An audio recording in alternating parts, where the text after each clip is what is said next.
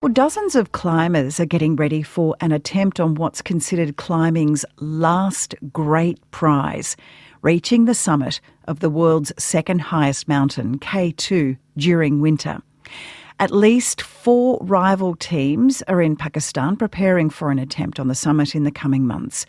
They'll be battling temperatures of minus 50 degrees Celsius and winds of up to 190 kilometres an hour, as well as the threat of avalanches and rockfall.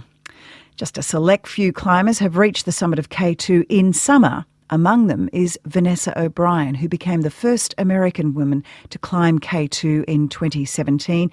Vanessa O'Brien, welcome to RN Breakfast. Good morning. How are you? We're very well, thank you. Now, many people have tried to climb K2 in winter. Some have died doing so. Just how dangerous is a winter attempt? Very dangerous. So if we look at the risks that the teams are facing, you mentioned a couple in the opening. Weather is by far the most appalling of the conditions. It's the temperatures, which are minus 30 to 60 Celsius on an average day, going up with the wind chill, which makes it just inhumane. So the winds are what will really make the climbs almost impossible. There just is not any double boots or summit suits or balaclavas that will protect the climbers from the combined wind chill and cold factors that they'll be facing. Some experienced climbers have gone as far as saying that this attempt by these groups is reckless and stupid. Do you share that view? Well, I think if they're experienced, you've got some experienced climbers up there. The ones that I'm looking at in particular are John Snorri, who I did climb summer with in K2. He tried winter last year. He's there with Ali Sadpara. Ali is the only person climbing this year who has summited winter Nangma Parbat. So he's very experienced. The other person I have my eye on is Tamara Lunger. She has attempted 4 winter peaks, never summited, but she has the most winter experience. She's with Alex Gavan. So those two are very, very experienced climbers who have managed their own dining tent with the Seven Summits teams. Those two are a pair to look out for. So within this mass of 60 people, there are, teams of 2 or 3 that you can pick out that might have a chance. And I wouldn't call it reckless, but there are certainly people there who are inexperienced, and it is a reckless undertaking. Well, there's a relatively large commercial group that's promising to take something like 50 climbers to the top. What are the concerns about this particular group? So that's Seven Summits Treks. It's an experienced operator. The problem is with a large team like that, sometimes you're only as strong as your weakest link. And that's the problem with a large team like that is you can try as hard as you can, but your weakest climber will tend to pull the average down, if you will. I think I read there was a 19-year-old woman from Britain who's never climbed at all. Well, that 19-year-old is actually with Nims Purgel. Okay. She's with that 4th team. Now, Nims is a Gurkha soldier. He's the one who's climbed all 14 8,000ers in less than a year. He's extremely strong. She has corrected any statements out in the press saying that her father has anyway, that she is only going for winter experience. She's not trying for the summit. She's just going to see what these conditions are like and staying around base camp ABC, maybe Camp 1. So she's really not in the critical path. Nims does have commercial clients. I'm not sure that he'll take those clients personally because I believe he has some tricks up his sleeve, maybe paragliding off the top, or he's got a film crew and some other things. But he'll have other people with him to take care of the clients. And the clients are important, aren't they? Because they bring the money to these expeditions.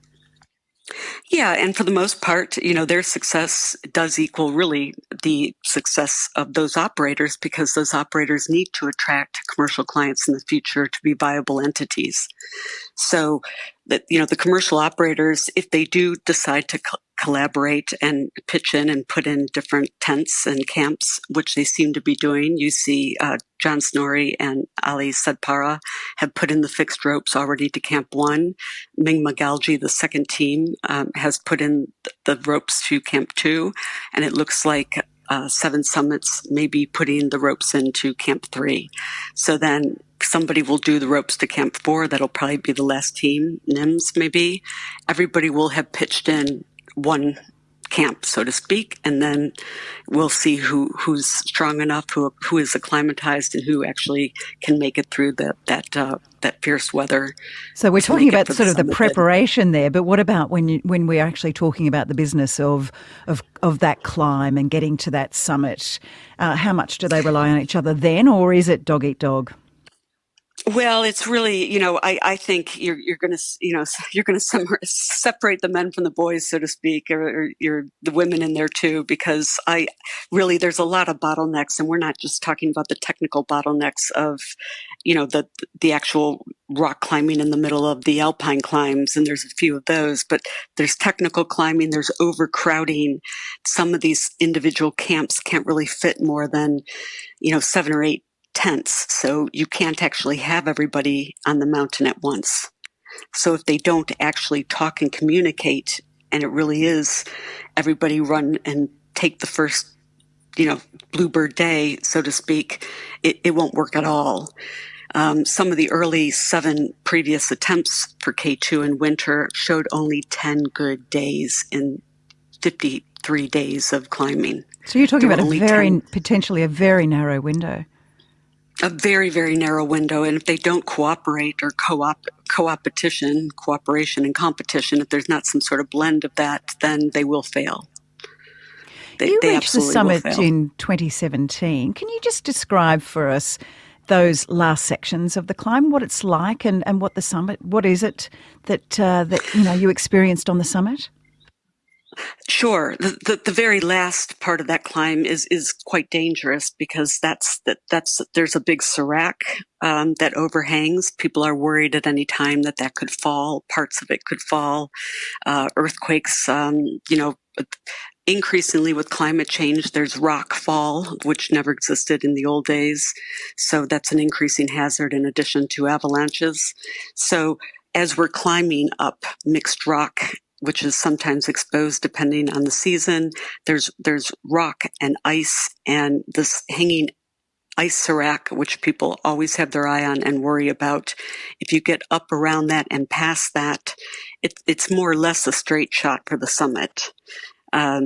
Like most summits, it's not a very large place. So, you're probably going to have teams come up and teams head down. It's a narrow, like a small little landing strip. A little bit differently shaped than Everest is, but people will come up and then head backwards. But I have a feeling that hopefully they'll get more than one good day. If there's 10 days, maybe teams can come up on different days and have different summits. But there won't be many of them because the weather is just so brutal and the winds are so strong.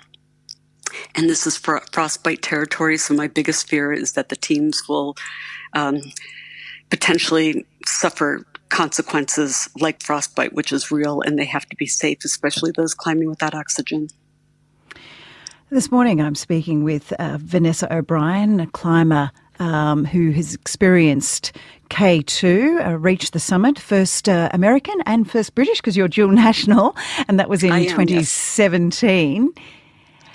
And can I just ask you, you're obviously an intrepid adventurer, the first woman to reach Earth's highest and lowest points. You summited Mount Everest in 2012, K2 in 2017, and this year you reached the world's lowest point. It's extraordinary, diving into a submersible in the eastern pool of Challenger Deep, nearly 11 kilometres below the surface. So what are your plans for 2021? So 2021, I actually have a memoir that's coming out during International Women's Month, so March. We'll see what happens with the COVID-19, the vaccines. Hopefully more countries will embrace them and more people will be able to have them, and we'll get past the first responders and get those injections distributed. Some countries are leading. Great Britain has led by having the vaccine and embracing that, but we need to get it beyond first responders. So if we do that, then of course we'll be able to gather, we'll be able to have book launches, we'll be able to, see people, see our friends again, and that would be a wonderful thing. Right now, it's COVID tests for flights. It's far from normal. It's a far from normal summit that we need to climb that together on that one, Vanessa. Thank you. Good luck with it, and thank you so much for your insights this morning. It's a fascinating part of our culture and our world, and thank you for sharing some of the insights that you have from your very real experience.